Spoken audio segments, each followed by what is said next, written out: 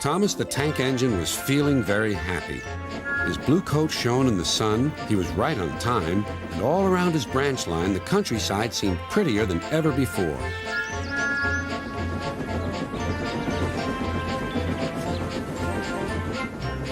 Beep, beep.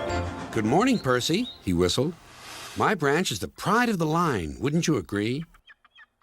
Yes, Thomas, of course, but... But what, Percy? Out with it. Well, there is another engine with a famous branch line, too. Who? Where? His name's Stepney. He's far away, but Sir Topham Hatt says he may visit us. When? Oh, someday. And Percy hurried away. Meanwhile, Stepney was puffing steadily along his line.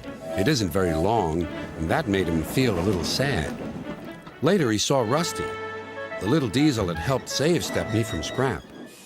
Everyone's been so kind. But my railway is so short, and I do miss a good long run. I think you should tell Driver, too, replied Rusty. I'm sure he'll understand. Stepney soon discovered that indeed he did. Do you know, Stepney, I feel just the same way.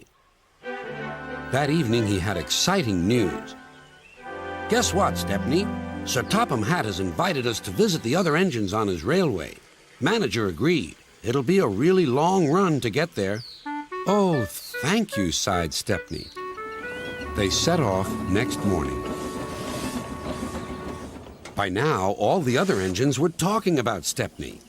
He runs a famous branch line. Did you know that? Said Percy. Thomas was feeling a little jealous. Huh. It may be famous, but my branch is the first on the line. Everyone knows that, too.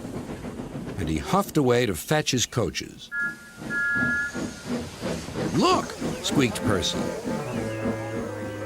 Why have they all come? There's no train yet. But Percy was wrong. The signal dropped, and from far away an engine whistled. Here he comes, yelled Douglas. Stepney puffed proudly through the junction.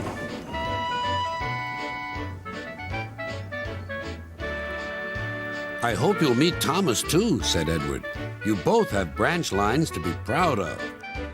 Then Stepney set off to help Duck shunt coaches in the yards, and they worked happily together all afternoon. At last, Thomas arrived. Sorry, can't talk. It's time for my last branch line train. Mustn't be late.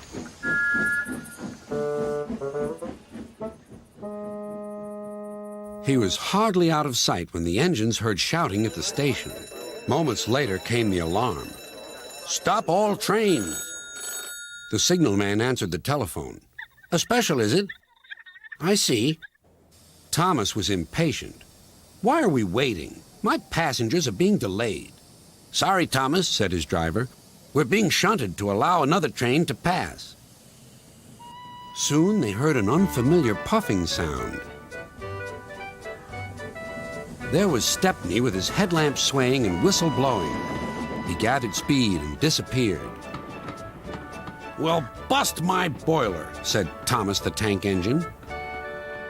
Next morning he was still fuming. Shunted, and on my own branch, too. It's a disgrace. I'm sorry, said Stepney. I was a special. Why?